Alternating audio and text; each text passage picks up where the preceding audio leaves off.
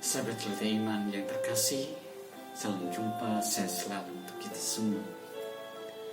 Pada Celota Iman kali ini, saya mengajak kita bersama surat apostolik Patris Corde dari Bapak Suci Paus Fransiskus pada peringatan 150 tahun pemakluman Santo Yosef sebagai pelindung gereja semesta.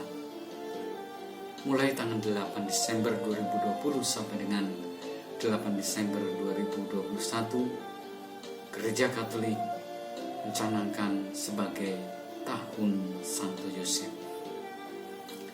Saya mengajak Anda kalian semua untuk kembali menggali keteladanan perutusan hidup Santo Yosef.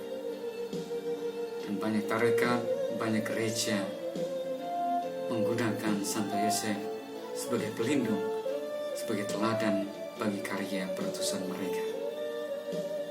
Dikatakan oleh Paus Fransiskus dalam surat apostoliknya Patris Corde, dengan sebuah hati Bapa, yakni bagaimana Yusuf mengasihi Yesus yang oleh keempat Injil disebut sebagai anak Yosef. Dua penginjil yang telah menyoroti tokoh ini yaitu Matius dan Lukas. Ia menceritakan sedikit namun cukup untuk menjelaskan Bapa seperti apakah dirinya dan misi yang dipercayakan kepadanya oleh Allah, Sang Penyelenggara.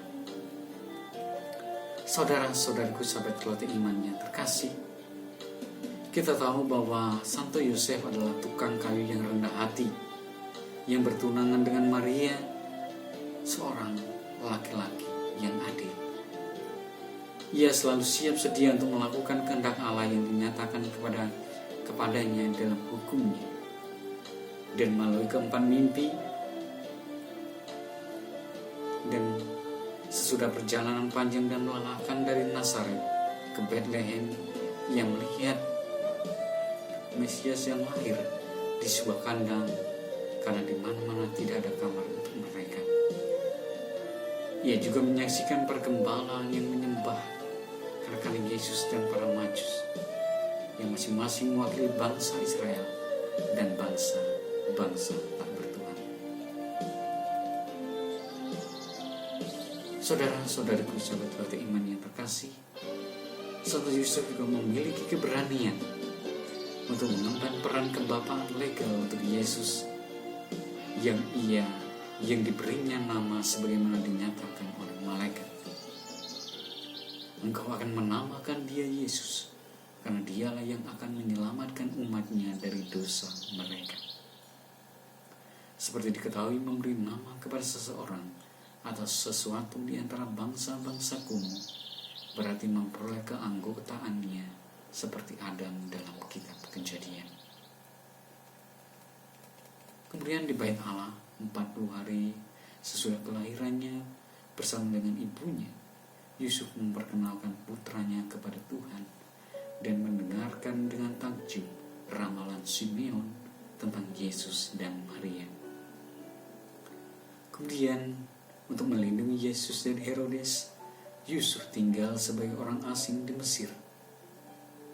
Setelah kembali ke tanah kelahirannya sendiri, ia tinggal di tempat tersembunyi di sebuah desa kecil dan terpencil di Nazaret di Galilea.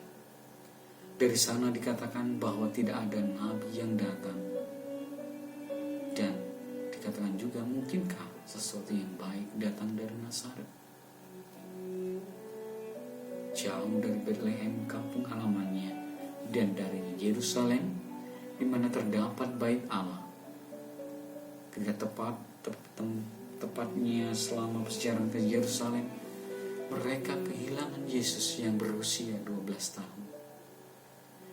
Yosef dan Maria mencarinya dengan penuh kekhawatiran dan menemukannya di Bait Allah ketika ia sedang berdebat dengan para alim ulama. Sesudah Maria Ibu Allah, tidak ada orang kudus yang lebih sering disebut dalam magisterium kepausan selain Yusuf, suaminya. Para saudaraku, sahabat Celota Iman yang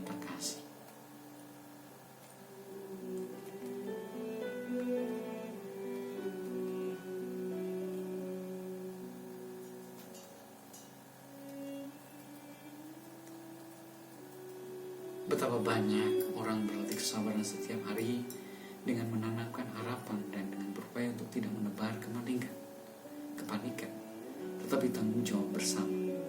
Betapa banyak bapak, ibu, kakek, nenek, guru menunjukkan kepada anak-anak kita melalui sikap-sikap kecil sehari-hari sebagaimana menghadapi krisis dan melewatinya dengan menyesuaikan kembali kebiasaan, mengusahakan dan mendorong praktik doa.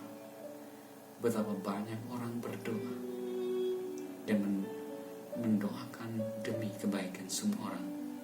Setiap orang dapat menemukan dalam diri Santo Yusuf laki-laki yang tidak diperhatikan, laki-laki dalam kehadiran sehari-hari, bijak dan tersembunyi, seorang perantara, seorang pendukung, dan seorang pembimbing pada saat-saat sulit.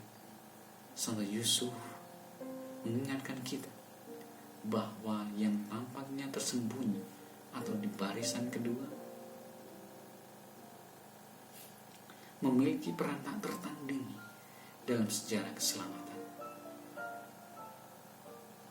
Mari kita dalami kebajikan Santo Yusuf yang berguna dalam perutusan karya kita, kehidupan gereja kita, baik sebagai pribadi maupun kelompok. Terlebih dalam karya kita senantiasa dalam lindungan, dalam tuntunan dan arahan Santo Yusuf.